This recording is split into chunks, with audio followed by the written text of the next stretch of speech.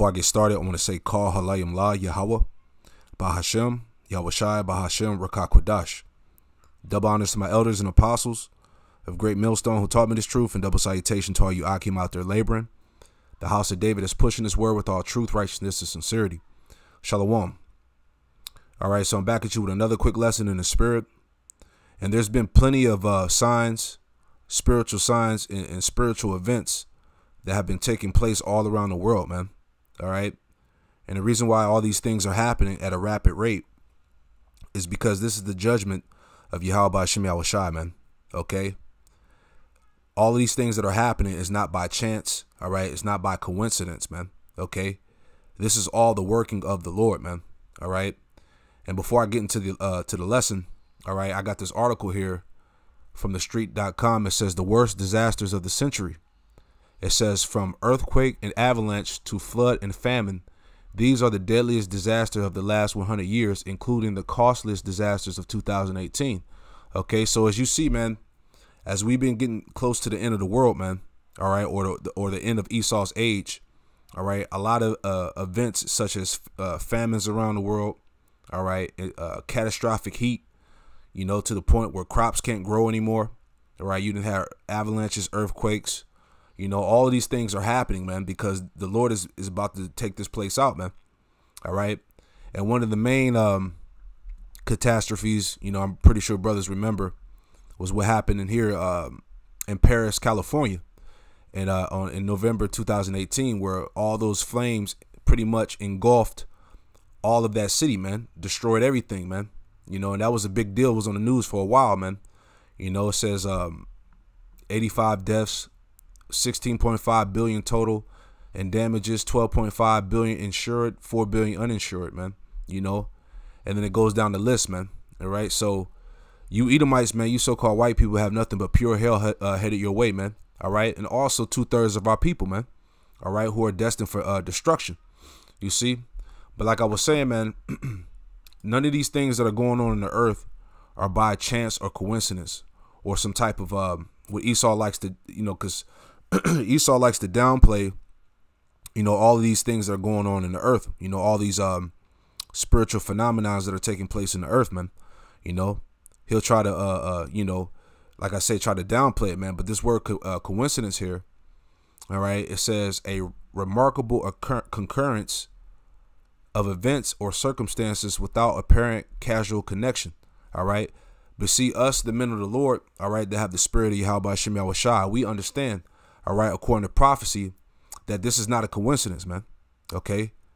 This is all through the working of Yahweh Shem Yahushai. All right. I want to read this little bit of this article here because Esau, he knows that pretty much this is the end of his kingdom, man. This is the end of his age, man. All right. I got this article here from the ecologist.org. All right. It says, how will the world end? All right. And these topics have been popping up real heavily lately because we are at the time of the end, man. All right. The time of Esau's, the end of Esau's world, man. Okay. I'm going to read a couple paragraphs and grab some scriptures because as we just read in the definition, okay, none of these things that are happening is by chance or coincidence. All right. It says a new comprehensive study considers the most likely ways the world will end, including disease, nuclear war, natural disaster, and an asteroid impact, which these things are playing out right now. All right. You have, you know, disease being spread or whatnot. Okay. You have famine, nuclear war, natural disasters, and so on and so forth, man. Okay.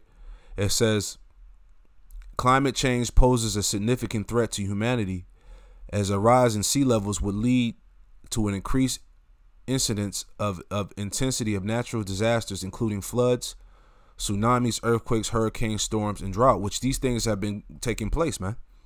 Okay. I'm going to read down. It says global heating. Let me find the main part here. All right. Yeah, it says catastrophic risk. It says alongside natural disasters, the world faces several other significant threats. These include infectious disease outbreaks, nuclear warfare, all right, which has been all through the media and alternative media, all right, that America's about to go to war. Shit, America's in the midst of war now, all right? and the asteroid impact. Okay, it says the 2018 Global Catastrophic Risk Report suggests that mass destruction poses a larger threat today than it has for many years. You see, so Esau knows, man. Okay, he has his scientists studying all the trends that's been going on around the world. Okay, so these devils, they know what time it is, man. Okay, but I'm gonna jump straight to the scriptures, man, because all right, you can't. There's no way that you could look past this stuff, man. All right, we are at the end of Esau's age, man. Okay, and this is part of us being the men of the Lord. All right, the prophets, man, to just be on our watchtower, man. All right, to continue to watch for these things, man. All right, to warn Israel, man. Basically the elect, man, the ones that's sincere about their life and salvation, man. Okay, this is 2nd Ezra chapter 9 verse 1, and it reads, "He answered me then and said, measure thou the time diligently in itself, and when thou seest part of the signs past, which I have told thee before." Okay, so the Lord said, when you see the part of the signs past, man. Okay, so he's giving us signs. He's giving us warnings. Okay, so let's grab this real quick. All right, just touching on the signs. All right, Luke 21:7, and it reads, "And they asked him," okay, these are the 12 disciples asking Yahushua, all right, when are the signs, what are the signs of his return? Okay, Luke 21:7, it says, "And they asked him, saying, Master, but when shall these things be? And what sign will there be when these things shall come to pass?" Okay, verse 8, "And he said, Take heed that ye be not deceived, for many shall come in my name, saying, I am Hamashiach, and the time draweth near. Go ye not therefore after them." And that's happening too, because you have plenty of people coming with the scriptures, all right, claiming to be, inspired by the Lord, that are deceiving people with the scriptures, man. So that's happening. False prophets everywhere, man. All right. Verse 9, it says, "But when ye shall hear of wars and commotions," okay, that word commotion goes back to seditions, insurrections, protests, what you're seeing going on around the world. All right, these different protests that are taking on, that's been going on in Europe. All right, over there in China, in the Middle East. It's been all types of commotions and tumults taking place all around the world.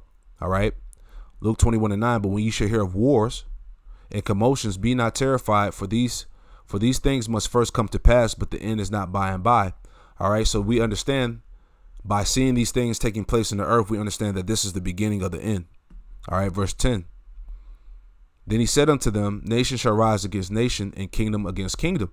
All right, and the main theme that's been on the news, all right, is America versus the world, man.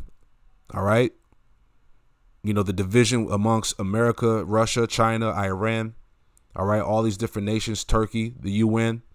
Okay, this is happening, man. All right, the end is going to take place in your lifetime, man, whether you choose to believe it or not. All right, verse 11, "And great earthquakes shall be in diverse places, and famine and pestilences and fearful sights and great signs shall there be from heaven." And we seeing that, man. The earthquakes, all right, the famine, the drought of food, man. The chariots all in the heavens, man. All right, the signs in the sun, the eclipse, all right, the blood moons, man. Rivers of water turning to blood red, man. All of these things that Yahweh Hashem Yahushua gave us warnings about. All right, we're seeing this happen, man. Okay, so all these things that are taking place in the earth are authenticating the scriptures, man, showing you that the word of Yahweh Hashem Yahushua is faithful and true, man. Okay, so jumping back to 2nd Ezra chapter 9 and verse 1, and it reads, he says, He answered me then and said, Measure thou the time diligently in itself. And that's what we're doing, man, by being the watchman, man. All right, we're measuring the time diligently. We're paying attention to all the news that's going on around the world, man. All right, and we're connecting it with the scriptures and the prophecies, man. It says, and when thou seest part of the signs past, which I have told thee before, verse 2, then shalt thou understand that it is the very same time wherein the highest will begin to visit the world which he made. You see, so all these signs that are taking place in the world it declares that Yahweh Hashem Yahushua is coming to visit this world which he made, man. Okay. People are getting ready to see the Most High, man. They're getting ready to meet the Lord, man. All right. And the Lord is coming to bring death and destruction, man. All right. And Matthew's 10:34 tells you, matter of fact, instead of quoting, let's just get it. Okay. Because these pastors in these churches, man, they're not going to bring these scriptures out, man. They ain't going to bring out this one. All right. Matthew chapter 10, verse 34. And it reads, this is red letter, so this is the word of the Lord, Yahweh Shai. All right. Matthew 10:34. Think not that I come to send peace on earth. All right. So that cuts everything that these people teach you in these churches, man. There ain't no peace coming to this place, man. All right. It says, I came not to send peace, but a sword, man. All right. Yahweh Shai said that out of his own mouth, man. He's coming to bring the sword, man. What is the sword used for? It's an instrument for death, man. An instrument to kill, man. The Lord is coming to bring judgment and destruction, man. Okay. 2nd Ezra 9:3, and it reads, Therefore when there should be seen earthquakes and uproars of the people in the world, okay, which we just read in Luke the 21st chapter, dealing with the commotions and the uproars of the people, okay, that's taking place. The protests, all right, the revolutions, the different seditions, the revolts, okay, earthquakes in diverse places. You see, 2nd Ezra 9:3. Therefore, when there should be seen earthquakes and uproars of the people in the world, then shalt thou well understand that the Most High spake of those things from the days that were before thee, even from the beginning. All right. So it was written. It was already written that these things were going to happen in the last days, man, which we're seeing take place. Okay. Verse 5. For like all that is made in the world, for all that is made in the world hath a beginning and an end, and the end is manifest. All right. So the end is manifest, man. Okay. It's clear that we are at the end of times, man. Okay. We are at the end at the end of Esau's age, man. The end of his kingdom. You know, just going back to this article, man. All right. These Edomites that study, you know, the trends and the sciences and all of that stuff, they know what time it is. They know that this is the end of humanity, man. All right. The end of this kingdom, man, this world. All right.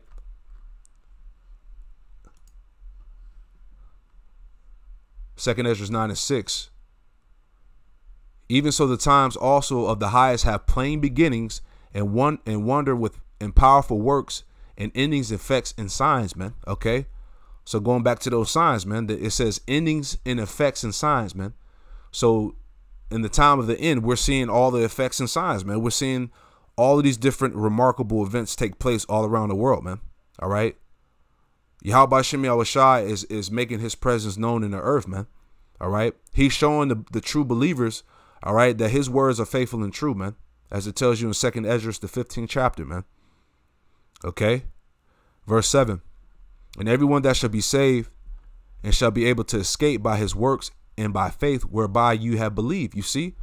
So that's the ones that's going to make it out of here are going to be saved by their works and faith, man. Okay. The sincere people, sisters, you know, men of the Lord. All right. Believers out there, you know, that's how they're going to be saved. Those are the ones that are going to be saved, man. Okay. The ones that sincerely believe in Yahweh Hashem Yahushua, man. Okay. Verse 8.